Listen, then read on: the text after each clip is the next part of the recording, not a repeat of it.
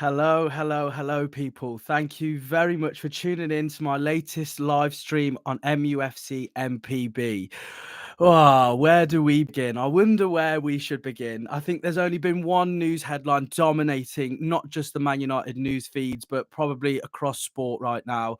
It is, of course, the latest update that's led from Sheikh Yassim basically withdrawing from the run-in for Manchester United, and now we are left with a potential 25% bid from Sir Jim Ratcliffe on the table, which is my understanding will be reviewed in a meeting with all the head honchos at Manchester United on Thursday.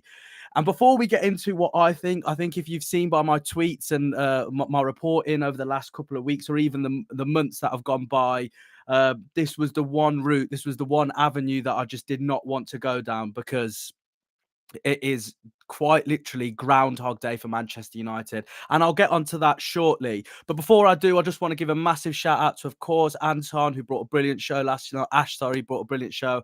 Anton as well. And a very special welcome to Aaron as well, which I think is quite good because we're all named with the letter A. It's a shame that Manchester United don't get an A for their current operations, should we call it. But yeah, make sure you check their stuff out. Their tags for Twitter in the description below. So please be sure to check out their stuff, as well as follow MUFC MPB on Twitter. They're right across every single thing there is to do in Manchester United. So get involved, hit that follow, hit the like, subscribe, grow this platform, and we can bring you more content that hopefully you guys will enjoy. But before I get into everything that I think, and before we start to dissect really what Ratcliffe could bring, and the worry, to be honest, that I think Manchester United fans should have, which is obviously going to become on the horizon. What do you think about Sir Jim Ratcliffe? What's the number one thing you want to see Sir Jim Ratcliffe change, if or what it looks like now, when he will become the latest name at the top door at Manchester United? What is it exactly that you want him to come in and change? Please let me know in the comments below. Let me know what you think about Sir Jim Ratcliffe. Who did you want to take over Manchester United? A lot of people think that I was hell-bent on Qatar because I was on the Qatar payroll, with something that someone said. I wish I was on the Qatar payroll, to be honest. I think I'd be in a better financial position if I was. And also your questions for me. What do you want me to discuss? What do you want to talk about? Hit the comments below and please let me know what you think. We've already had a couple of comments already. WY, which says, hi, hello, mate. Thank you for tuning in, as you always do. Much appreciated, my friend. And Expose has commented, remove debt and improve the structure. I'll just leave that comment in terms of my reaction shortly, because that links in very nicely to what I want to talk about. And Jordan Darlow, welcome, my friend. And he's just put, hi, Anil. I would have backed anyone who was offering a 100% full sale. And now that will probably be where I start today. A lot of people have messaged me in the last few weeks, even the last few months, basically saying, why do you want Qatar so much? You know, all of their, issues off the pitch and within their respective country, human rights issues and everything like that. For me, it was never a situation of being 100% pro Qatar. It was being 100% pro full sale. That is what I wanted. That is what every single Manchester United fans under the sun wanted. And that just happened to be the state, the country of Qatar, because they were the ones who were offering to clear all the debt, to improve stadium infrastructure, to obviously help the men's and women's team, the academy, everything you'd want for a football club. The Qataris were offering it. And that is why I was so desperate to have the Qataris in at Manchester United, because they were the only ones who were in this race who were going to do what Manchester United needed. But that's not going to happen, it seems now. There's no point crying over spilt milk, as I like to say. So we're now left with Sir Jim Ratcliffe. Now, before I get into my personal opinion on what Sir Jim Ratcliffe will bring, or what he won't bring is probably the better phrase to use here, I just want to really delve into what exactly could this actually look like, because let's not, be around the bush here. The GLAZER ownership and Ratcliffe potential ownership, on paper anyway, are two very different perspectives. Now, I just want to start off with Sir Jim Ratcliffe's initial statement, Ineos's initial statement, the very first one they put in when they expressed their desire to acquire Manchester United. So this was over, I think, just a little over 12 hours before the so-called deadline, which of course wasn't a deadline, as we found out. It was one of 100 deadlines that the Glazers so-called set for the potential takeover or investment at Manchester United. And this, as I say, was the statement released by Ineos, the company, of course, owned and founded by Ratcliffe. I just want to literally word for word read through the first statement that he released, that Ineos released when it was coming about that they were interested in acquiring Manchester United, right? I'll read through all of it and then I'm going to pick apart little bits that everyone should be very wary of and quite clearly shown the route the Glazers are going to go down with Sir Jim Ratcliffe. So this was the statement released by Ineos. We can confirm that Sir Jim Ratcliffe and Ineos have submitted a bid for a majority ownership of Manchester United Football Club. Majority. Anyway, we would see our role as the long-term custodians of Manchester United on behalf of the fans and the wider community. We are ambitious and highly competitive and would want to invest in Manchester United to make them the number one club in the world once again. We also recognise the football governance in this country is at a crossroads. We want to help lead the next chapter, deepening the culture of English football by making the club a beacon for modern, progressive, fan-centred approach to ownership. What else? And there's a final one here. We want a Manchester United anchored in its proud history and roots in the northwest of England, putting the Manchester back into Manchester United and clearly focus on winning the Champions League. Now, before we actually dive into exactly what Ratcliffe said there's just a massive contradiction in terms of his new business partners, which are the Glazers. So he said he wants to invest in Manchester United, which implies that the Glazers haven't invested in Manchester United. He wants to lead the next chapter. Are the Glazers not leading? By making this club a beacon of modern, progressive, fan-centred approach to ownership. That's insinuating again that the Glazers haven't been doing that. And make Manchester United a team focusing on winning the Champions League. Is that what he's basically saying that the Glazers haven't been doing? And to be honest, he is totally correct. The Glazers have done nothing like that whatsoever. So when that initial statement came out, you're thinking, okay, well, he's going to obviously come in, buy the whole of Manchester United, which isn't going to happen at this stage at the very minimum, and really give them what they want. Now, this would not be a problem if, of course, Ratcliffe was going to buy 100%, but that's not the case. The case here is the fact that Ratcliffe is now going to be business partners with the Glazers. And now this is coming from an individual who claims that he's a lifelong Manchester United fan. Now, if you're a lifelong Manchester United fan, hell, if you're even a Manchester United fan for half an hour, what's the first thing that you want? What's the first and only thing you want to change about the current state of the football club? Yes, of course, the structure of the stadium, the surrounding facilities at Carrington, the team needs improving, the manager needs backing, all of that stuff. But what is the one thing that every single Manchester United fan across the world can agree on? They want the Glazers out. So by that very logic, Sir Jim Ratcliffe is a Manchester United fan. But if he's a fan, why on earth is he even considering keeping the Glazers in? This is coming from an individual, by the way, who started off wanting 100% of Manchester United. At that stage, it was a personal preference in terms of him and Qatar. I was very open, or at least more open to that discussion. But when Sir Jim Ratcliffe started to decrease the amount that he wanted to buy or acquire of Manchester United, it went from 100% to 70 odd percent to now all the way to 25%, which is a minority stake in Manchester United. How on earth can someone call themselves a Manchester United fan, know what the fans want, know what the supporters want, claim that he's going to make this club fan-centric and the fans will be the center of the whole of the being of the club, which it should be, by the way, but it's not going to be, because the one very essence preventing all of that from happening is the Glazers. And now Sir Jim Ratcliffe all of a sudden is completely okay with keeping the Glazers in. This is just beyond belief for me, and I cannot sit here as a Manchester United fan, forget that I work in the media, forget that my job and even this kind of stuff, as a footballing fan of Manchester United. This is not acceptable. This is a minority stake in the club that we all care and love for every single day of the week, and twice probably on a Sunday. Probably even more so when Manchester United are losing games, which unfortunately is happening probably a little bit too much. But that's, of course, another conversation for another day. And now what I really wanted to do was crunch the numbers here. I wanted to really delve into exactly this 25% at 1.3 billion, what United's current value is and all of that stuff. But I can see the comments absolutely popping off. This is exactly what we want. Let's get a conversation going. We've got here Exposed said remove debt and improve structure. Exposed, stay here because I'm going to mention that. And that is a big, big point that you've put in there. What else have we got? Rajat, thank you for joining in. He said new long-term goals. Exactly. That's what we need. WY has just put the Glazers have done us over again. We just have to give Ratcliffe a chance. Now, just before I move on to any of the comments, this is what people are saying. And I can understand that because as you guys who have heard my stuff before, I will always say in football or in life, if you haven't got hope, you haven't got anything. If you haven't got the belief that something will change and it will move in the positive direction, then as I say, we haven't got anything.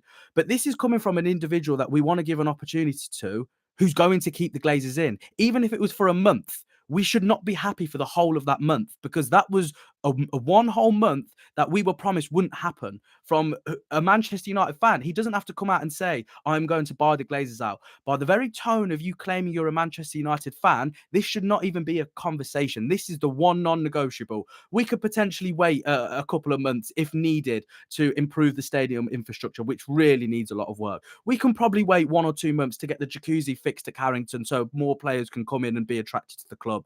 But the one thing we cannot wait another second for is keeping the Glazers at that club even 1%. That is the be all and the end all of why I am not going to give Ratcliffe a chance until he buys the whole of that club, which we'll get onto if that even happens, by the way.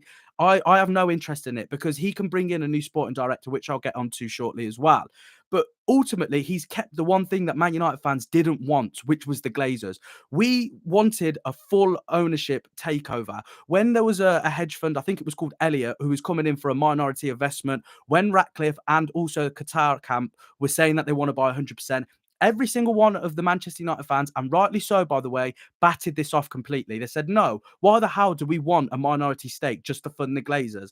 And now we've got someone who claims he's a Manchester United fan. We're going to, hold a bit of a blind side to that and say, do you know what? It doesn't really matter too much. We'll think about it later because he has a bit of money. This is ridiculous. We should keep the morals and the standpoints of Manchester United fans as we have throughout the time the Glazers have been there and maintain it. They have brought a Glazer 2.0, and that is why the title of this stream is called what it is. Let's dive into the comments a little bit more because, as I say, it's gone massive. Bath time, brilliant. Oh, this is a comment I really wanted. On Friday, didn't you say the Qatars were taking over with Beckham as an ambassador? Okay, I'm really happy you've said that because I obviously always get this right. But go back and watch it politely. I'm saying anyway. Go back and watch what I said. I was saying that if Qatar was successful, they were to bring in David Beckham as an international ambassador, and they also requested him to become more vocal about his love or his interest in Qatar taking over Manchester United. We all seen the interview we did in America saying that it's time for Manchester United to go through a full takeover. I don't need to go in that because that would clearly happen, right? But in terms of everything, I also said that Qatar were very confident in acquiring Manchester United. And when you bid double what it's actually worth on the New York Stock Exchange, there's obviously going to be confidence. Of course there will be. If you're going to pay double for anything, you're going to think, well, surely nothing's going to stand in my way. Certainly not someone who's going to offer to pay 25% now and on a Kalana deal pay later. Of course you would be. But this is the way that the Glazers have ran the club. And I genuinely thought this would be the one last time they'd suck the blood out of the club. But clearly they've just got a few more plans in place to continue to suck the blood out of United. So we have here now as well. Let me just find a couple of more before I move on. Do you think we'll have a busy January now so they can act like he's making an impact? I love the way that comment's been put. I will get onto that shortly in terms of what January could look like, in terms of what this 1.2 or 1.3 billion could really look like for Manchester United. And then we've got here Nigel Flynn. Thanks for joining, Nigel. It says, I was pro 9-2 Foundation, but any kind of change is better than no change. I completely understand, Nigel, your perspective there. And that is what a lot of Manchester United fans are saying. Look, it's a step in the right direction. It's 25%. It might not be 100, but at least it's not zero. And I can understand that viewpoint. But the one non-negotiable we had as Manchester United fans was we wanted a full sale. And we can't now just compromise with the Glazers because ultimately, what have they compromised with us? They haven't put a penny into the club that we love. They haven't at all even addressed the fans in a proper way, not just send one of the people they've employed to communicate with us down the pub with a few pints and a secret camera, which probably wasn't even that secret, by the way. And now we should just, as I say, compromise with the Glazers. I'm not Sir Jim Ratcliffe. I don't want to be. He's an incredible businessman, and financially, he's probably got a brilliant wallet in his back pocket. But in terms of football, why would I want to even associate myself with someone who's willing to keep in the Glazers? That's why, for me, I don't want to even, have this notion or have this idea that we're going to give Ratcliffe a chance. From my perspective, anyway, I'm not one here to sit here and tell Manchester United fans how to act and behave. You all love the club just as much as I do. So you are completely entitled to your own opinion and the way you look at your club, right? But for me, this is not what I wanted. This was never what I wanted. And like we treated the Elliott Fund when they came in with a minority investment early on in this process, all of us battered it away and said it's a full sale or no sale, because ultimately we don't want someone funding the Glazers. And I'm going to apply that very same logic to Sir Jim Ratcliffe with this 25%. Uh, and another comment here as well. Ratcliffe says he's a United fan lifelong, but he owns Nice and he's made a bid for our rivals. Okay, the Nice stuff, that's fine. You have your own projects and your ventures across Europe and the world. That's perfectly fine. But what we will discuss shortly is what he's done with Nice, what he's done with the other club that he's a part of as well. And we will. It was like a DJ sound then, wasn't it? We will really get into exactly what he's done with his current ownerships of other clubs. But before I get into, as I say, crunching the numbers, please be sure to like, subscribe, hit the comments, let me know what you think, tweet me, all of that stuff. Get involved in this conversation and we'll make it exactly how you guys want to make it. I'm very fortunate to be given this opportunity by MUFC, MPB, but ultimately this is all about you guys. So get involved, get the comments far enough of it as they have already in the first 15 minutes, and we'll continue this conversation, because conversation right now is all we have as Manchester United fans. We need to stick together. This is not a time now to argue or almost laugh at the people that wanted Qatar, or, you know, brag because you wanted Sir Jim Ratcliffe. This is a time now to have an open, honest conversation with one another and see for what it is. This is the Glazers staying in and continuing to suck the life out of Manchester United. This is not acceptable by any circumstance, by any regard whatsoever. And I've just got a comment here from Dan K. Thank you for joining in, Dan. Much appreciated, as always. So Ratcliffe is paying 1.3 billion to the Glazers. So who is going to invest in infrastructure and player signings? Right on cue, Dan. Thank you very much. So as on this section, I wanted to really crunch the numbers. Look at what this 1.3 billion actually means for Manchester United. So as we know, 25% will be going to Ratcliffe if, of course, the hierarchy at Manchester United agree to go with this. And that's at 1.3 billion pounds, right? So if United are valued at this ridiculous 10 billion pounds in a few years' time after the World Cup on the other side of the pond, where the Glazers think they can cash in even more, do you really think they're going to accept 1.3 billion for the next 25%, for the next 25%, and then the final 25%? Because by my calculations, I'm no mathematician, and I've come to the conclusion that 1.3 billion for 25% is 5.2 billion for 100% of the football club. And can anyone remind me what Qatar bid for Manchester United? It was 5.2 billion. So if the Glazers, for whatever reason, have said no now to 5.2 billion, why on earth in anyone's minds can we expect them to continue to stick with this valuation of 5.2 billion down in a few years' time? This makes no sense whatsoever. If they didn't accept it now, why would they accept it in the future? Look at what's going on in front of our eyes here. It's not going to be a 25% at 1.3 billion and then continue at the same fixed one just because this is what they agree with now. It's only going to increase, as the Glazers have continued to say, the value of Manchester United will increase. Of course, Erik ten Hag on the pitch last season provided a trophy, top four football, brilliant. It's moving in the right direction. So by the Glazers' logic, 1.3 billion for the next 25% and so on, as I've said, it's not going to work because they didn't accept it for Qatar right now. So it makes you think, realistically, it's not going to happen. It's not going to happen this unless, and I've said this before, there is a legally binding contractual agreement between Sir Jim Ratcliffe and the Glazers and all the relevant parties at Manchester United to say that Sir Jim Ratcliffe must buy the club at a certain date or by a certain period. Then this has no guarantee whatsoever that Sir Jim Ratcliffe is going to buy 100% of the football club. He may say it, but he said a lot of things in this whole process. He also said that he wants to buy 100% of Manchester United. That's not happening at the moment, is it? So we really need to just not be so blasé and, you know, turn a blind eye to certain things. See it for what it is, guys. And what this is now is something that we should not accept. As I say, there will be no guarantee Sir Jim Ratcliffe will buy Manchester United for 100% unless there is a contractual agreement that that will happen. And at this stage, I haven't heard anything about that whatsoever.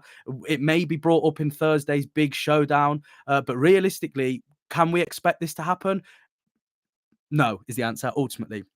So right, let's get on to now this 1.3 billion that Sir Jim Ratcliffe's going to put into Manchester United, right? So we've talked about what it could look like long term, and for me, it doesn't look great at all. It really fills me with great fear thinking about what could come with Manchester United now, because as I said before, Elliott with that minority investment, Man United fans lost their marbles with that, and rightly so. But now we've got this because he promises that he'll buy 100%. There's no such thing as a promise in business. You might think you have it as a gentleman's agreement, but as we've seen in football, as we've seen in business, that means nothing unless there is words on a piece of paper with signatures at the bottom of it. Unless that happens, it's not gonna go in the way that we hope it would be, right? So here we go. So 1.3 billion that's going to be invested into Manchester United. People are asking, as we've seen in the comments before, so keep your comments coming in, guys. I'll get to them very shortly as well. So if this 1.3 billion is going into Manchester United, what could that look like?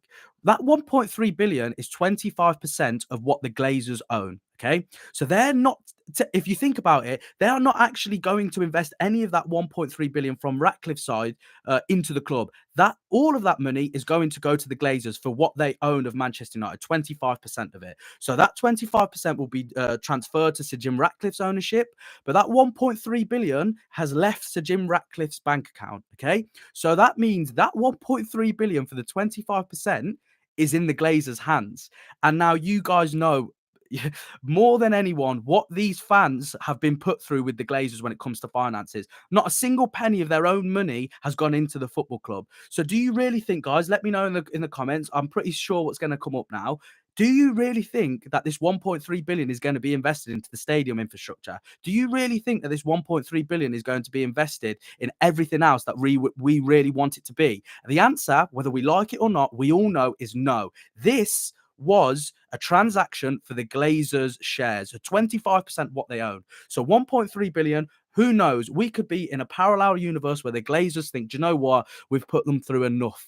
We've put them through enough trauma over the last however many years. Let's invest on the whole thing. I promise I'm not crying. I just lost my voice there a little bit. I'm close to tears, by the way. But no, look, seriously now, because this is just ridiculous. So when this 1.3 billion goes into the bank account of Manchester United, or the Glazers, should I say, there is no reassurance, there is no guarantee at this stage that that will be put into what Manchester United fans are in desperate need of, which is to have a better experience on match days, to take your family, to take your children, to take your partners, to go to a club that should be renowned as the biggest and the best in the world. But what they actually get is to sit in their seats when there's quite literally rot around the paints. There's raindrops dropping on certain people's heads around the stadium because it's not protected properly. This is what the Glazers have brought Manchester United to. And do you guys really think that this 1.3 billion, even a penny of it, is going to be invested properly? Make of that what you will. I don't know, but I've watched Man United for long enough, and I know what the Glazers are going to do with it. And as I like to say very often, what they're going to do with it is diddly squats. Because when have they ever shown that they care about Manchester United? This whole debacle shows exactly what Manchester United means to the Glazers. I'll say it again. Diddly squat. Absolutely nothing. And this is what I just don't understand, right? How can we have these numbers in here, and how can a person who's very basic with maths, must I admit, just clearly see the numbers are right in front of us? The 1.3 billion will not equate to what the Glazers want in 3 years' time. It wasn't enough now for 25% if you times that by 4, obviously, and make 100%, because Qatar offered that very same amount, 5.2 billion. That wasn't enough. So if the Glazers don't see that as enough now, why on God's green earth are they going to see that as enough down the line? Please make it make sense, people. And now we've got to the stage. I'm pretty much bang on time, I think. Brilliant. We should have enough time to cram everything I want to say in and also get into the comments. The next thing I want to do is put my personal opinion on Sir Jim Ratcliffe. So we've discussed now, of course, the bid, the 25%, what that could mean for Manchester United, or what it couldn't mean, more so when I talk about it anyway. But I really want to go into my personal opinion on Sir Jim Ratcliffe. But before I do that, as always, smash the comments, people. Please get in touch, get involved, and let's make this conversation one that we can all get involved in. Because as I say, as Manchester United fans, we need to talk, we need to speak to each other, okay? And this is the only way we can do so in these situations. Be sure to like, subscribe, follow follow all the other guys of the MUFC MPB channel on Twitter. Follow the channel itself.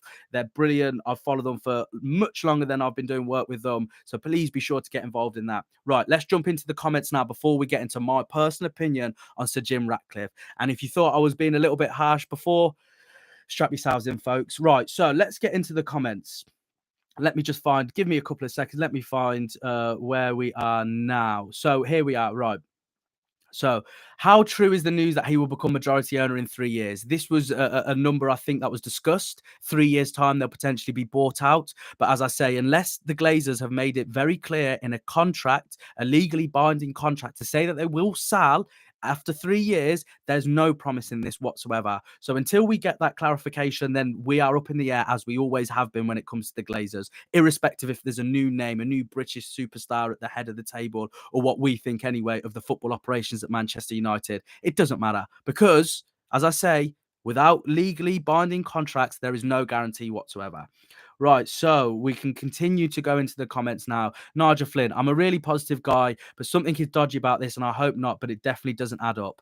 Suze as well, 82. It's a crap, horrible deal. There we go. There we go. What more do I need to say when the brilliant audience, the fans, the supporters of Manchester United are commenting things like that? My job is so much easier because all I have to do is read them out. Because at the end of the day, this is a horrible deal. This is a deal that Manchester United fans should not be on board with. 25%, even if it was 50%, I couldn't care less. We want, as Manchester United fans, a new owner of the club. Whether that was Sir Jim Ratcliffe, and now before I get into, of course, my opinion, if Sir Jim Ratcliffe came in with a 100% bid, stuck to his guns as the Qatar camp did, then I would nowhere near have as much as a problem as I do with Sir Jim Ratcliffe, because he has done what he promised to do. As a Manchester United lifelong supporter, he promised to buy 100% of Manchester United. It's now whittled down to 25%. Could you imagine if this continued? Could you imagine how low Sir Jim Ratcliffe could have gone? I would not be surprised if we got to a situation where he went, "Do you know what? Right, you've got me. I want 1%. 1% of Manchester United. As long as I'm on the books at Manchester United, I don't care. I'm a lifelong fan." Okay, mate, whatever. Ah, brilliant. We've had Ash Meppers, the brilliant Ash Meppers, tuning in. Of course, one of the main faces on the MUFC MPB channel. He is absolutely brilliant. Please be sure to check out his stuff because, as I say, this guy knows his stuff. And at the be-all and the end-all, he may be a great broadcaster. He may be great on his streams, but the be-all and the end-all, he's a Manchester United fan. And that is what we're all here today to discuss, the benefit and the viewpoint of the fans. So, Ash has said, "Hey, Anil, what frustrates me about Sir Jim Ratcliffe is, has he not seen the protest? So what does indicate he has no interest in what the fans want?" Again, like I said, this is why I want you guys to comment, because these are exactly my thoughts as well. Realistically, what Manchester United fan can claim that he supports or she supports Manchester United and he even or she even contemplates keeping the Glazers in? That, my friends, ladies and gents, is exactly why we should be wary, to say the least, when it comes to Sir Jim Ratcliffe. So Rajat says, now Ratcliffe has given way for Glazers to say. I say it again. What Man United fan does that? Right? Andy Clough, brilliant. Good to hear from you, mate. Separate money from Sir Jim Ratcliffe to be invested. Seriously, think about it. Well, if that's the case, brilliant. But we have not been told any of this information. And I know people are going to be saying, right, wait till Thursday when all the details will potentially come out. We'll have a lot more clarification, right? Which obviously is going to be the case. Win, draw, or lose, we'll have more clarity in this situation when it comes to Sir Jim Ratcliffe. But this 1.3 billion or 1.2 something, whatever it is, right? That money, let's even say, right, that whole money, the whole of it, every single penny is going into the stadium, right? That's probably about enough to get the stadium where it wants to, if you consider stadium capacity and increase of the stadium so more fans can go watch. That 1.2, 1.3 billion, that will be enough for that. Great. What about the debt? So if they take that 1.3 billion and put it into the debt's cleared, and we even have probably a little bit left over. Amazing. Okay, well, what about 1.3 billion to improve the infrastructure? What about Carrington? 1.3 billion? Probably enough. But when you have 3, 4, 5, 6 different aspects of a football club that need heavy investment, 1.3 billion does not touch the sides. You can split it however you want, but that means you're spreading yourself so thin that none of the problems actually get addressed. So it will be amazing if Old Trafford gets improved, but 1.3 billion, if you put 20% of that in. That's not going to be enough to do what Manchester United need to do to their stadium. Same goes with the debt. You might take a little chunk, but that won't even touch the sides of the brilliant, amazing debt that the Glazers have put onto the club. This is what I'm trying to say. 1.3 billion is not enough. It might be for 25%. It might be enough to keep obviously the Glazers happy for now, but realistically, that's not enough investment for Manchester United. And one more thing as well. Um, Sorry, I've just been distracted by a comment from James Todd. And Anil, you got that Norwich scarf to hand, mate. Brilliant. Thanks a lot, mate, for that. Clearly, he's not a Manchester United fan, but it's fine. You can laugh in the misery of Manchester United. I'll just give you one quote, my friend: hated, adored, but never ignored. You keep tuning into Manchester United streams on your time away from work or whatever you do, my friend, because we love the interaction. Thank you very much, my friend. But like I say, back to this. What I don't quite understand, right? And please, in the comments, I really need you guys to help me answer this question because I have no idea. Okay. So Jim Ratcliffe, very late in the process to buy Chelsea, bid around 4 billion. It may be just a little bit more than that, but it was around 4 billion. Let's round it down, okay? 4 billion he had aside or ready to go. However, he was going to get that money to put into Chelsea to acquire 100% of Chelsea. Okay. And Chelsea, even though he has a season ticket, a lifelong season ticket holder at Chelsea, he insists he's a Manchester United fan. Okay. So if you've got 4 billion for a club that you don't even support, where's the rest of that money gone for Manchester United? You've only said you're going to put 1.2, 1.3 billion in for the club. Well, where's the other couple of billion that you've said that you were going to put in for Chelsea? This, ladies and gentlemen, is what he's referring to himself as a Manchester United fan. What Manchester United fan bids more for a rival club? Please comment. I'm honestly begging you, make it make sense for me because I am so confused at why people are even giving this the light of day to be in support of Sir Jim Ratcliffe. This is beyond belief. Okay. So right, let's go into the comments a little bit more as well, right? Uh, so again, look, if he's buying 25% for 1.3 billion and it's going to Glazers and the shareholders, where is the money? And we need to renovate Old Trafford, Carrington, and for investing in the team. You tell me, my friend. Your guess is as good as mine. We've got another comment here as well. And they'll make this make sense. Jim will invest 3 billion over the years, supposedly then will pay over 6 billion to buy the whole club. Where's this money from? You tell me. If he's only got 1.2, 1.3 billion now, and we know by logic in the world of football, he had 4 billion ready to go for Chelsea. So could you not even buy 50% of the club and double what you put in? Like, does this not make sense? Like, so many things are screaming in the faces of Manchester United fans, but we're just going to sit back and take this. It is nothing short of a disgrace. And I, for one, am not a fan whatsoever of what's going to happen to our club. So maybe one or two more comments before I get onto my opinion on Sir Jim Ratcliffe. Right, so we've got, so Zane said, I do think Yassin made one mistake pledging investment in his bid. He just showed the Glazers he had billions to spend. He didn't need to, as most fans were behind him anyway. It's a good point, right? So there's been a lot of conversation really in terms of Qatar, and the mistakes they've made. And obviously the Glazers weren't rubbed up the right way in terms of his opening statement, and which I understand, right? But then if you go back to Sir Jim Ratcliffe's opening statement, excuse me, I literally said this right at the start. Okay, I said this the whole of the opening statement that Sir Jim Ratcliffe made, and I've highlighted some stuff in here. He said that he wants to lead it, making the club a beacon for modern, progressive, fan-centered approach. Well, that could also be interpreted from the Glazers' perspective as saying, "Well, do you not think that we do that?" And also saying putting Manchester back into Manchester United. That comment there made me feel sick to my stomach. This is not a TV show. This is not a drama series. It may feel like an episode of The Only Way is Essex, but this is real stuff to real fans across the world. Putting the Manchester back into Manchester United. What kind of ridiculous statement is that, right?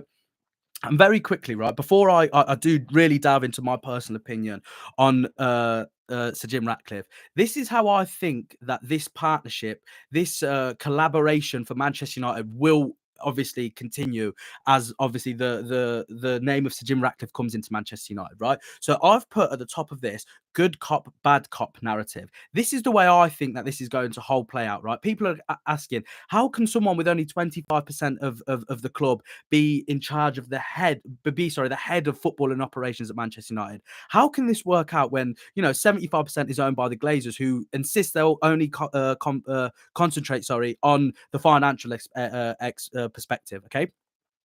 So there's certain things in football that overlap, right? So for instance, when there's a player that Erik Ten Hag wants to sign, that is a football operation. Of course it is. It's a player coming into the club.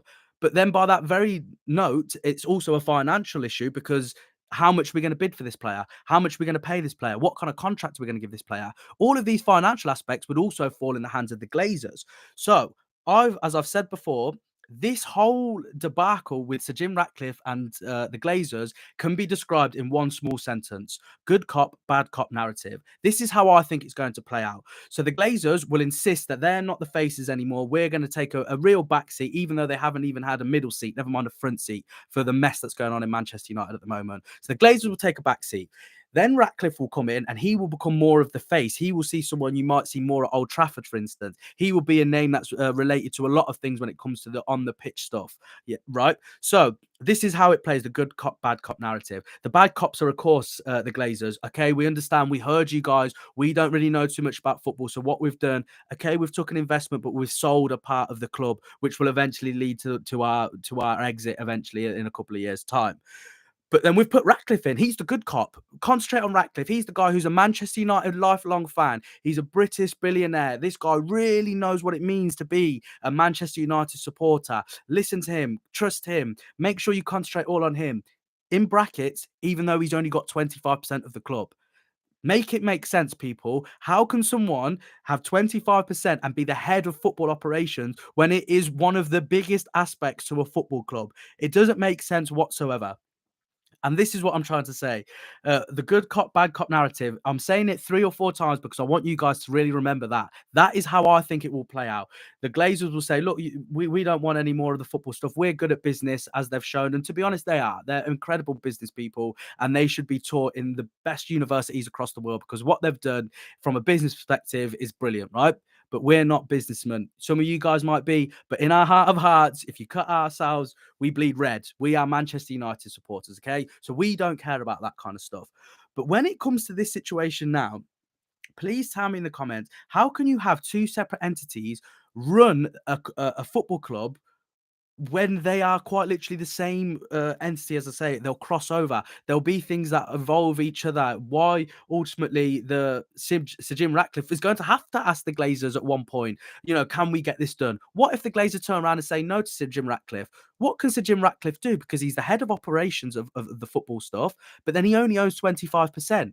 Please make this make sense. And as I say, the Glazers, this again is unfortunately the very essence of why I am not a fan whatsoever of why Sir Jim Ratcliffe should not be accepted. I'm not a fan of it, and I won't be until 100%. I'm not even going to have the conversation. My hope, my aspirations for the next few years has diminished massively because my only hope was that Manchester United were going to be bought out 100%. And I've said before, and I'll say it again.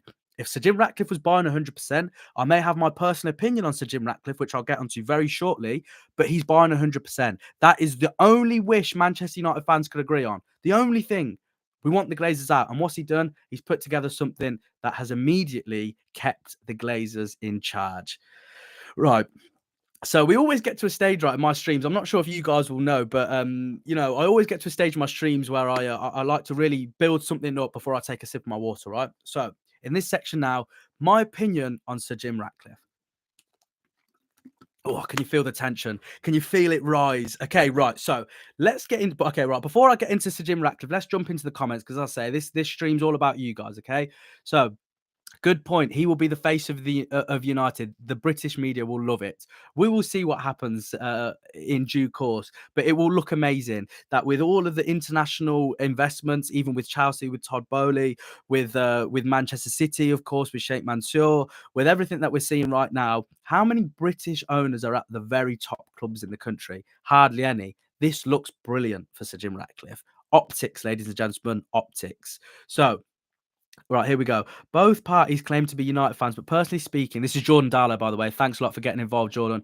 Both parties claim to be United fans, but personally speaking, if I had the money, I'd pay whatever it takes to purchase the club, as I know how much damage the Glazers have caused as fans. Very, very salient point there, my friend. That is so true. But ultimately, this is the one example that I gave when people were saying this with Qatar. If the Glazers want an extra 5 billion or whatever it is, they've clearly got the money. So why not pay it?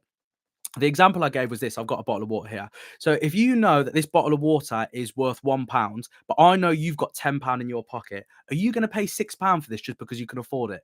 No, because you know what the value of this bottle is. You may pay £2 because you really want a bottle of water, but you're not going to pay £10 because that's just nothing short of ridiculous. And now, of course, add several zeros onto that £1 or the £2, £10 analogy I've just given, but that's ultimately what it's going to be. You can't expect someone to outpay something on ridiculous terms. And let's not forget, by the way, the valuation that Qatar put in for their final bid before they withdrew from this process was double the value of what Manchester United is according to the New York Stock Exchange. If that's not showing that you're in support of Manchester United, then I'm not sure a lot of things will, you know. So it's a very good point there that you make. So yeah, keep your comments coming in, guys. There's some brilliant conversations you've been having between yourselves. Keep that going. Keep the comments coming through, and I'll have another chance, at least once or twice, to really get in touch with your comments. Because as I keep saying, this is what it's all about. Discussion is key when there are very difficult times ahead for Manchester United. So as we are here now, my opinion on Sir Jim Ratcliffe. So I've obviously discussed what this bid could look like in terms of that kind of stuff. But let's really dive into now my personal opinion on Sir Jim Ratcliffe. Some of you guys in the comments have already been discussing what he's done at other clubs that he's been at. Okay. So, right. I just want to start off by saying about Sir Jim Ratcliffe. He's an incredibly successful businessman. He's lauded as Britain's richest individual. What a feat that is. What an amazing achievement that could be for anyone in the world to be the number one or considered the number one of something, right? Incredible. There's a reason why he has the name Sir before Jim Ratcliffe, because his achievements in the business scope is amazing, right? He's a billionaire, which is a great credit to him and everything he has done throughout his career. This is football. This is a whole different beast when we're coming to business. This is quite like no other. I think one of the business owners that I've spoke to before has said in previous times gone by that seldom do you put money in as a businessman and you make money back, you get the profit out of it, because you don't really buy football clubs in today's day and age to make profit solely. If that was the case, then football would be completely different. Now it's about emotion. Now it's about personal affiliation. As we saw with Roman Abramovich, he made Chelsea one of the most successful sides we've seen across Europe in the time he was there.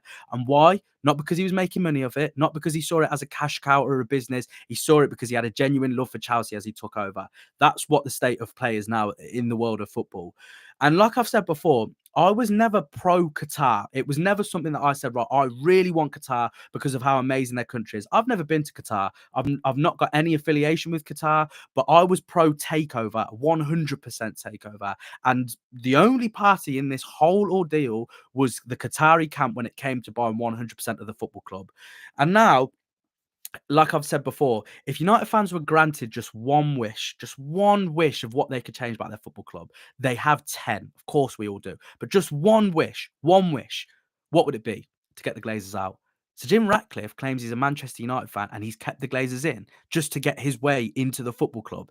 This is a bad move, ladies and gents. This is not something we should be approving of just because it's a step in the right direction. I'm sorry, we can take, as we've saw with Manchester United just on the pitch alone, we've took 2 steps forwards and 10 steps backwards. Not necessarily every single step forward in people's eyes are in a positive direction. It's in a positive light, because as we've seen with Manchester United, 1 step forward almost sets you up for 2, 3 steps back. That's what we've seen with the club. So why would it be any different now? And this is what I'm trying to say. This is a bad move, people. The US hedge fund Elliott, right? They said they wanted a minority stake investment of Manchester United. All of us said, get stuffed. We are not encouraging or entertaining that thought whatsoever, and rightly so. That's the power of Manchester United. Very quickly, that was battered away because Man United fans were not happy with that. And this should be the same now. Shared ownerships do not work. You only have to look at Everton. What happened there? You only have to look at Arsenal. What happened there when it was a shared ownership? Because they have different priorities, they have different perspectives. And as Sir Jim Ratcliffe, let's even go down the notion that he's going to stick to what he's said, right? That does not marry up with the way the Glazers have been operating the business. And realistically, from Sir Jim Ratcliffe's perspective, are you guys, put it in your own, put yourselves in that position, right? Are you guys going to put in bucket loads of money, loads and loads of money, investing. If you know you're not going to get 100%, how you're not even going to get 50% of what it is, because by the logic, you only own 25% of it. Would you guys put in, and how much would you guys put in if you knew you would only get a quarter at this stage of the investment that you're putting in, irrespective of what the income will be? Let that be another question. How many questions do we want, ladies and gentlemen, to realize that Sir Jim Ratcliffe is a Glazer 2.0? I've said it before the news came out in the past week, and I'll continue to say it till I'm blue in the face. Any individual who claims he's a Manchester United fan and would even consider keeping the Glazers in there, that right there is the be all and the end all for me. And like I've said before, everything Sir Jim Ratcliffe has done to get through to the door at Manchester United. Well, let me just give you a few examples. So he started off at 100% of the club. He started off then at 70 or 75%. Then he went to less than 50, and now he's at 25%. Why? Just to get through the door at Manchester United, just to get his name on a nice shiny plaque above a brilliant, lovely office, which I'm sure probably the only thing's nice at Carrington right now. The office door, it will have Sir Jim Ratcliffe at the top of it. Can you just rack your brains, people who are listening to this right now, and think, what kind of owner do you know would do this kind of stuff, to worm their way into a club no matter what it takes, to make deals with the devil, so to speak, just to make sure that they can potentially make some money off the back of it?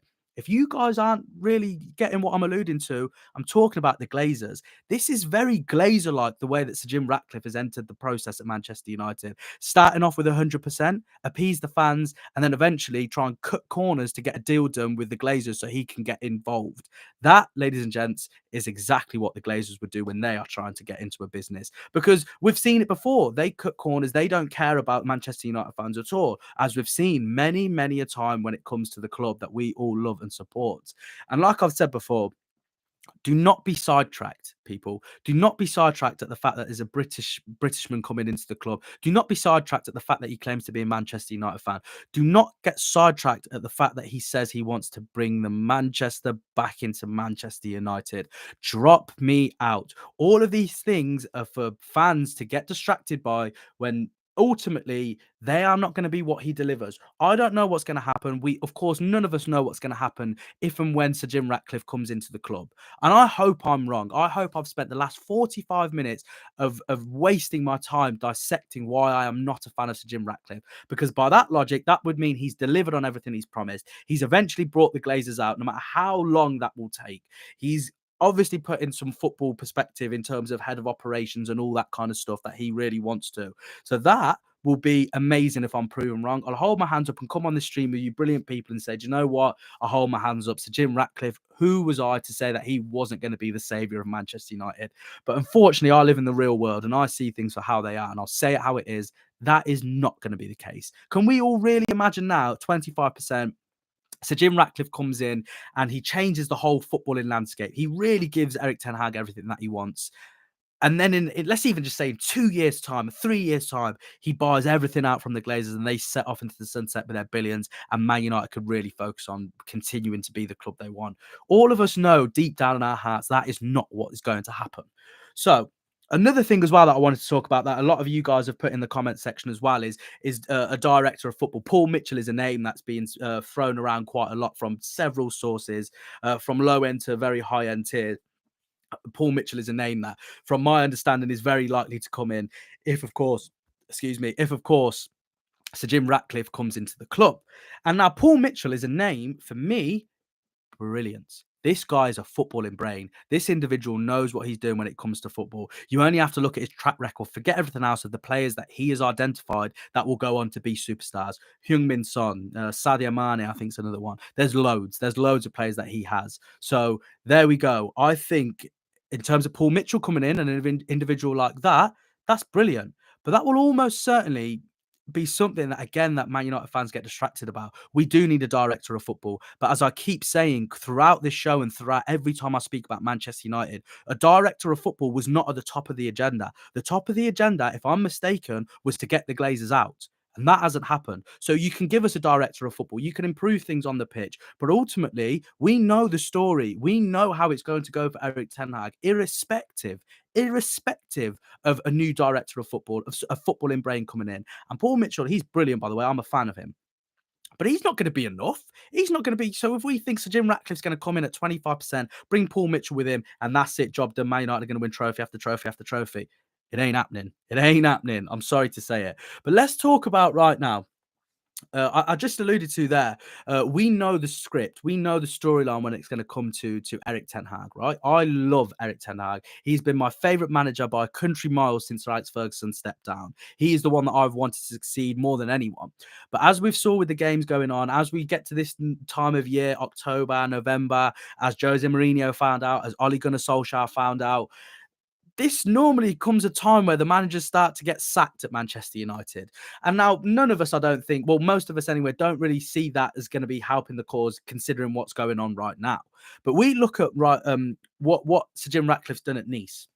So since the summer of 2019, that's when Sir Jim Ratcliffe entered the fold at Nice. And now we look at what he's done since then. 0 trophies, an average league position of 7th. And also we go on to let's put that to one side. Let's just say, okay, well, that's okay. That's a lesser club. No disrespect to Nice, of course, but Man United are on a different scale. They've got more resources. They can obviously get higher than what Nice have done, respective to their league. So let's now go on to Lausanne, the club that he also has had since 2017.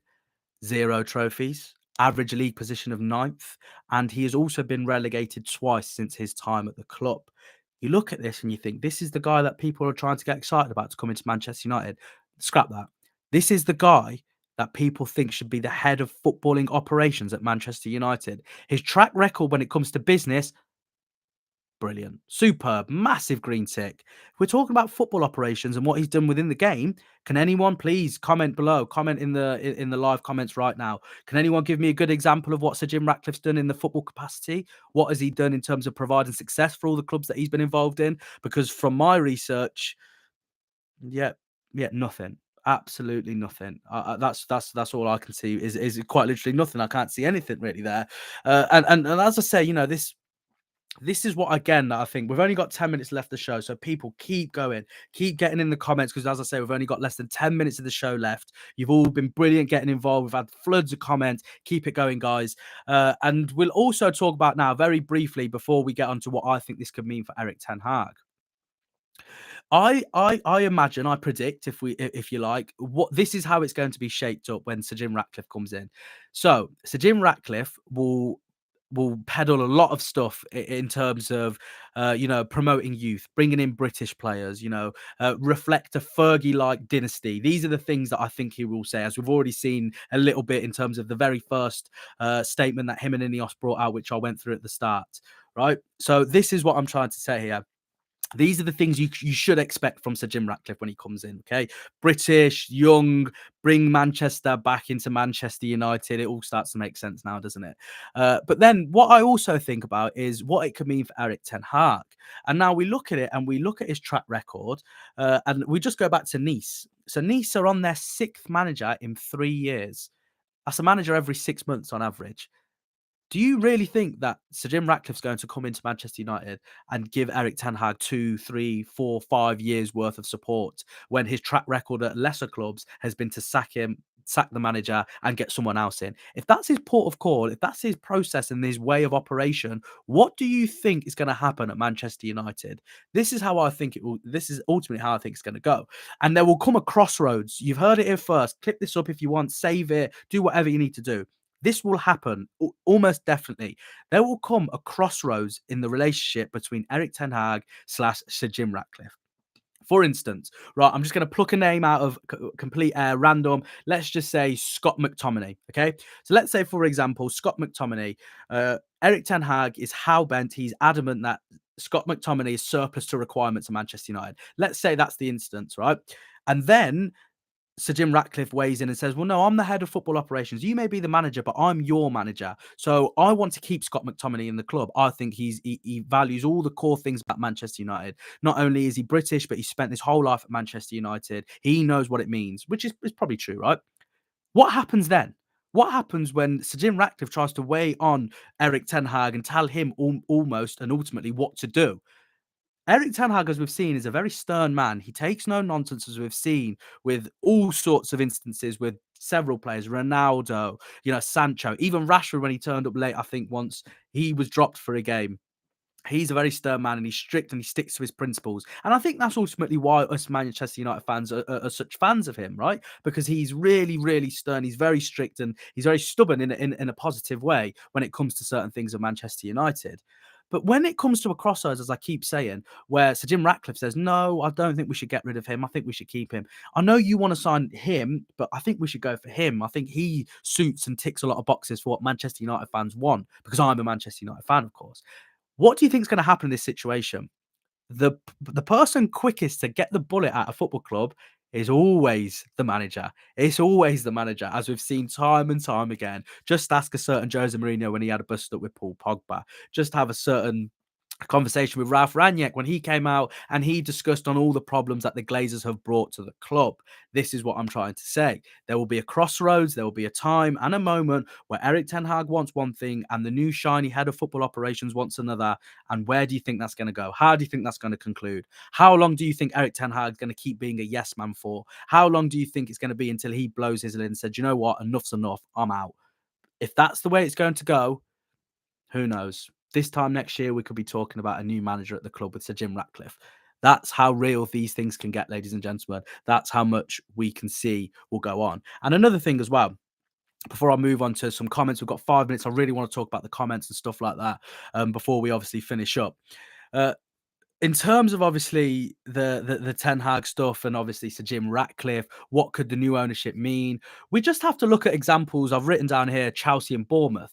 So Chelsea, of course, just won the Champions League. They started the following season not great by any stretch of the imagination. Todd Bowley came in and he had a bust up, shall we say, without going too much into it, with Thomas Tuchel. Bowley thought that he was a better individual place to know the benefit of Chelsea, and he changed the manager quickly. He got rid of him, and he got in Graham Potter, I believe it was, and then we saw how that all unfolded as well.